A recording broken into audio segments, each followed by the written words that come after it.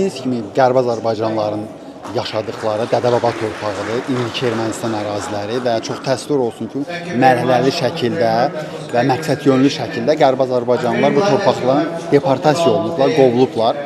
Ancaq hal-hazırda Azərbaycanın bir gündəliyi var, o da sülh gündəliyi. Biz tək Azərbaycan-Ermənistan münasibətləri üçün deyil, ümumiyyətlə regionda sülhün olmasının tərəfdarıyıq və Qərbi Azərbaycanlıların da öz Dədə-Baba torpaqlarına qayıdıb yaşamaq hüquqları var.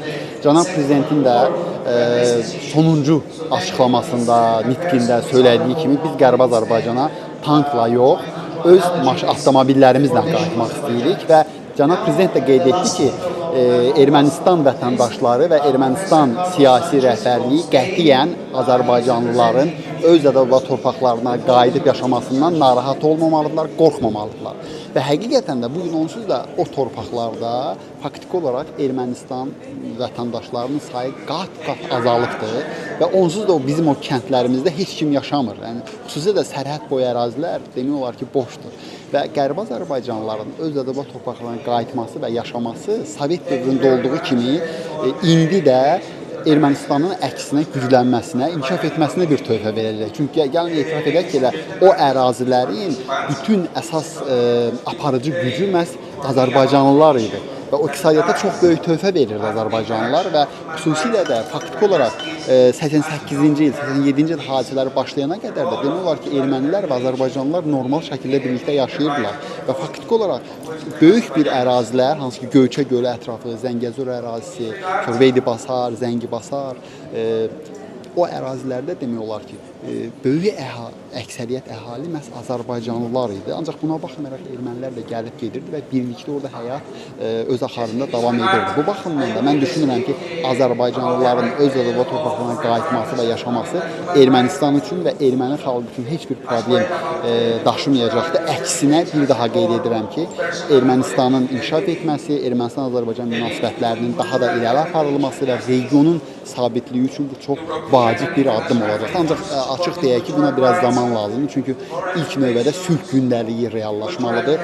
Ermənistan və Azərbaycan xalqları arasında, dövlətlər arasında o lazım əlaqələr qurulmalıdır ki, sonraki mərhələdə isə geri dönüş və qayıdış məsələləri reallaşa bilsin. Ən azından ilkin mərhələdə biz öz torpaqlarımıza gedib, öz dədə-babalarımızın qəbirlərini ziyarət etmək, öz tarixi abidələrimizi ziyarət etmək hüquqlarını ən azından əldə etməliyik ki, sonraki dönəmdə biz artıq orada yaşamaq hüquqlarımızı da bərpa edə bilək. Faktiki olaraq Azərbaycan öz ərazisindəki bütün dini və mədəni abidələrə, tarixi abidələrə sahib çıxır. Elə Bakı şəhərinin mərkəzində yerləşən erməni Qriqoryan kilsəsini də uzun illər bundan öncə biz restavrasiya etmişik, olduğu kimi qorumuşuq. Orada hətta kitablara qədər qorunub saxlanılıbdır və Azərbaycanda yaşayan o erməni əsilli insanlar da orada gedib öz ibadətlərini edə bilirlər. Və mən düşünürəm ki, Ermənistan tərəfi də bu cür humanist addımlar atmalıdırlar. Onlar ilk növbədə Azərbaycanlıların qəbristanlıqlarının qorunub saxlanması, onların bərpa edilməsi, o cümlədən orada çoxlu türbələr var, çoxlu məscidlər var, çoxlu tarixi abidələr var ki, ən azından onların bərpası məsələlərində Azərbaycanla birlikdə addımlar atıla bilər. Bu çox vacibdir. Bilirsiniz ki, Qərbi Azərbaycan icmasının birbaşa təşkilatçılığı ilə xüsusi bir kitab dərc edildi ki, orada bütün tarixi abidələrimiz, mədəni abidələrimiz və xüsusilə də bizim qəbristanlıqlarımızın xəritələri və şəkilləri öz əksini tapıbdır. Bizdə bütün bu materiallar var. Biz onların bərpa prosesinə də töhfə verə bilərik və mən düşünürəm ki, mərhələli şəkildə Ermənistan tərəfi artıq bu addımlar atacaqdır. Çünki bir daha qeyd edirəm ki, biz bununla yanaşı da bizim yer adlarının bərpası məsələsi var. Çünki demək olar ki, orada bütün yer adları əsassız olaraq Ermənistan tərəfindən tamamilə dəyişdirilibdir. Yəni biz əgər 50 il bundan öncəyə baxsaq, hətta bir daha 80-ci illərin sonlarına qədər belə Azərbaycan adları orada qorunub saxlanılırdı. Ancaq indi bütün kəndlərin, şəhərlərin, çayların, göllərin, demək olar ki, hər şeyin adı dəyişdirilibdir.